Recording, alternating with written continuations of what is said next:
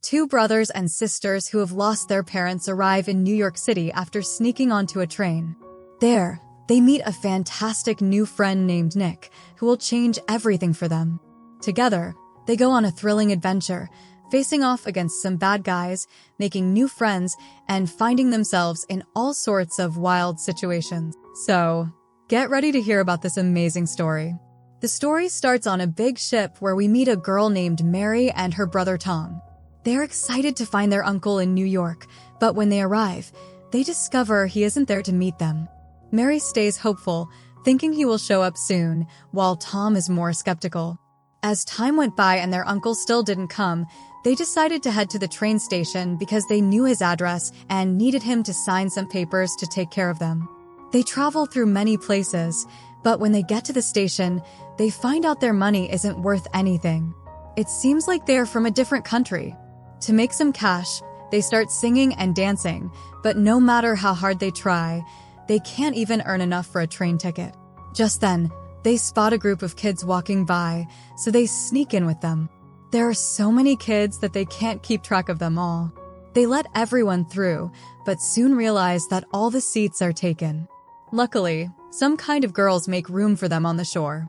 The person in charge of the group thinks they are other passengers, and when she finds out they are orphans, she allows them to stay in the train. She confesses that she helps find new homes for children, and it seems like they might get adopted. At that moment, Mary meets a boy named Nick who is in a wheelchair. She notices he doesn't play like the other kids. Mary spends time playing with the girls, but soon the inspector of the wagons is about to pass by. The girls manage to distract him, so he doesn't see them, and for now, they are safe. The boys are really thankful to her, but Mary wants to invite Nick to play. The manager tells her that Nick can barely move, so it seems he can't join in.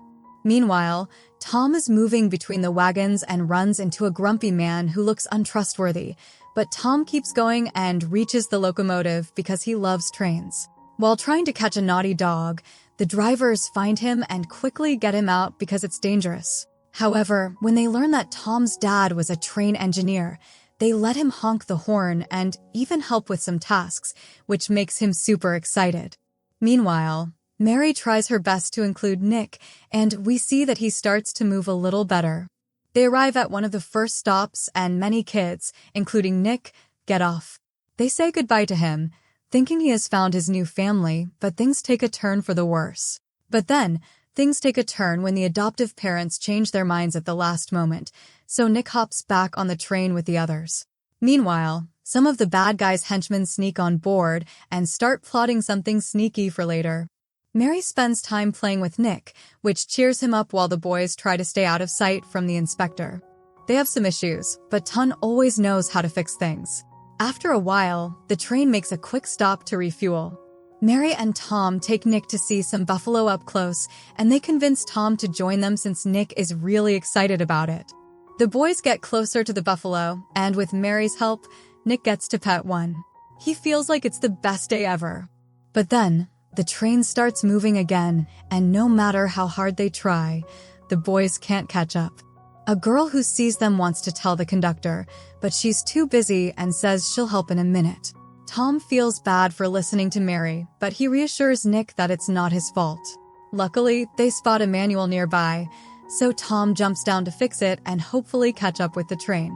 On the other side, the villain's henchmen are getting into the train cars, planning to rob everyone and take them hostage. Later, when the boys are back in their car, they realize they've been robbed and see arrows everywhere. They grab a few things and set up camp. But when night falls, Mary wakes up to find they're surrounded by coyotes, and they have to face them. Then Tom cleverly distracts them while the others climb back into the wagon. Their dog, Tom, helps them out too. Luckily, everyone makes it back on board, but one coyote manages to jump up as well. We see that Tom is hurt on one foot and Mary is in danger from the coyote.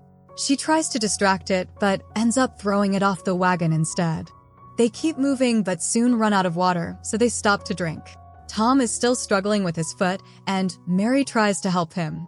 Suddenly, a tribe appears and takes them away, separating Tom from the rest. Mary feels like she's lost him. Just then, The tribe's leader shows up, and Mary tries to speak to him in his language, only to find out he speaks perfect Spanish. She realizes they are friendly and that they even helped Tom heal. Tom figures out that the bandits set them up, which is something they often do. Here, the leader allows them to stay with the tribe while Tom recovers and introduces them to his granddaughter, Red Moon. They all join in a dance around the campfire, with Mary helping Nick keep the beat on the drums. The next day, Red Moon shows them many things about the place, and Mary helps Tom try them out. We can see that Tom is really interested in Red Moon, and they're getting closer. As time passes, Tom seems to be getting better at everything. Eventually, the tribe sends them off to meet the people in the city. They say their goodbyes and give them an emergency whistle just in case they need help. Unfortunately, they run into the villain and his henchmen, who trick them into thinking they are the good guys. This leads them to a mine where many people are working, and they are forced to help carry water. They also meet the boys' manager, who is excited to see them, but then Tom falls and gets into trouble. Luckily, a man named Nan shows up to help them deal with the bad guys, but just then, the villains interrupt everything and send Nan into prison. After that, all went back to work. At dinner, they are unsure how to escape noticing that the manager and Nan seem to get along really well. The next day, they continue their tasks, and we see the manager save Nan from a falling rock, and they start to fall in love. Meanwhile, the boys are busy delivering water everywhere, but when they try to bring some to the leader, they hide there and hear all of their plans. The leader is counting the gold he has found recently and thinks it's not enough, so he tells everyone to search harder and even gives them a whip to hurry the miners. Tom and Mary overhear that in 2 days, the mine will close and the plan is to get rid of everyone. They quickly informed the others about the situation and started to come up with an escape plan. It seemed like they would call the tribe for help since they had been given a special whistle. That night, Mary couldn't sleep, so Tom sang her a song his father used to sing before he passed away. The others also were really interested in the song, and they began discussing how they ended up there.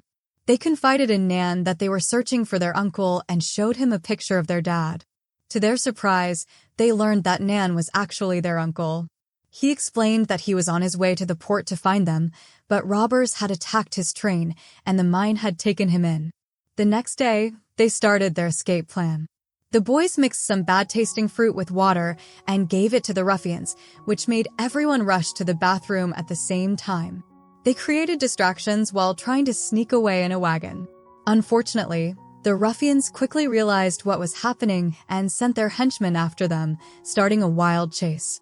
Just when it seemed like they would be caught, Nan showed up and beat the ruffians, giving the boys a chance to escape. They used the special whistle to call the tribe for help. Soon after, their dog returned with the authorities, and the tribe members arrived as well. However, the guards wanted to arrest them.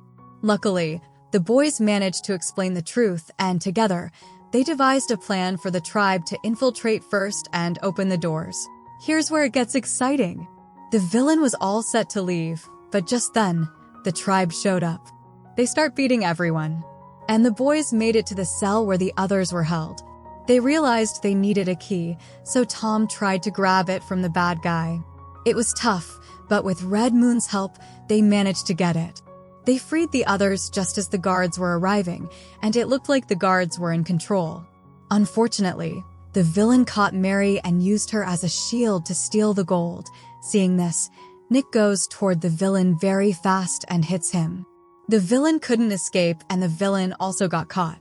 But Nick didn't wake up right away. He remembered Mary's voice and visions many good times with Mary, which helped him come to. When he met up with the others, the tribe leader praised him for his bravery and gave them the nickname Buffalo Kids. Eventually, everything went back to normal, and everyone was getting ready to go their separate ways. Some were worried about finding a family for Nick, but the manager said that June and Nan wanted to adopt him as their brother. Nick seemed to like that idea. If you enjoyed the video, check out these other recommendations.